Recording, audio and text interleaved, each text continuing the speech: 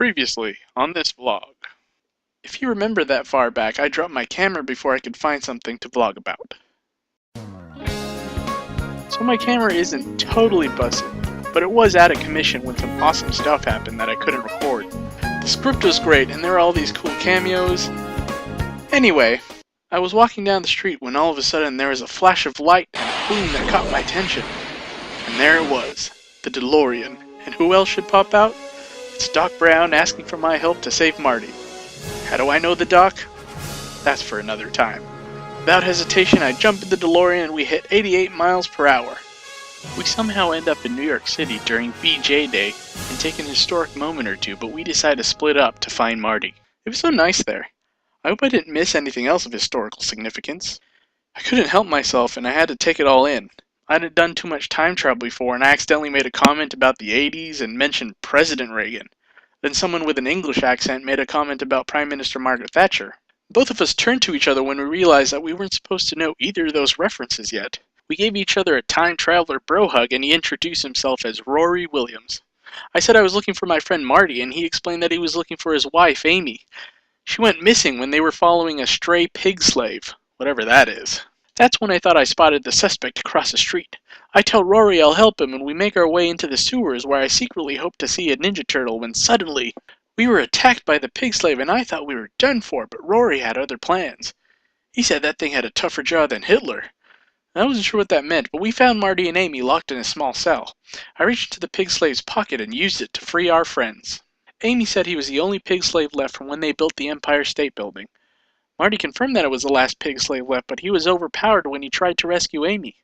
We had a little chat, and I suggested the attractive but barren couple that they should adopt.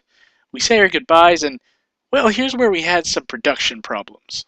The script called for Rory and me to share one last time traveler bro hug, and Amy to give me one peck on the cheek, but Karen had other plans. She just wanted to make out. Take after take after take. She still wouldn't give me just a peck on the cheek. Oh, Karen, so unprofessional. But honestly, who am I to complain? Marty, Doc, and I jumped into the DeLorean and finally left, and in the middle of time jumping we hit something big. We stopped so that Doc could check out the time circuits and the flux capacitor. Marty looked for things to put in Mr. Fusion, and I went to see exactly what we hit. What I found was a raggedy man in a blue box. He stuck a sonic screwdriver in my face and said I was perfect. Perfect for what, I asked. He didn't answer and checked the flux capacitor and the time circuits. Said his name was the Doctor, and the DeLorean was rudimentary but impressive. Doc wonders if the collision had any serious damage in the space-time continuum. The Doctor says by his calculation it's probably just 2 or 3 seconds that pop up somewhere in Munich around 1972. Nothing really.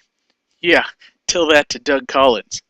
The Doctor then asked if I could tag along and he'd give me a ride home. I agree, of course. Who wouldn't? I probably should have asked before we left what he needed me for, but he says that his friend Clara or Oswald or something got captured and I had to break her out. Great. Something about the prison being protected against seasoned time travelers and me not having enough temporal residue for that security system to register makes me perfect to break in.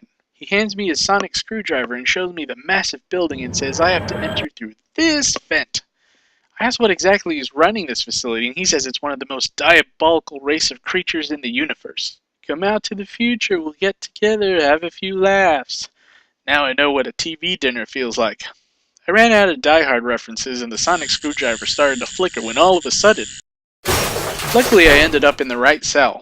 Aren't you a little too short to be a stormtrooper? A cute English voice said. I'm here to rescue you, I said, realizing I had no idea how to break out of the prison. Luckily she did, but my entrance attracted security and we had to run for it.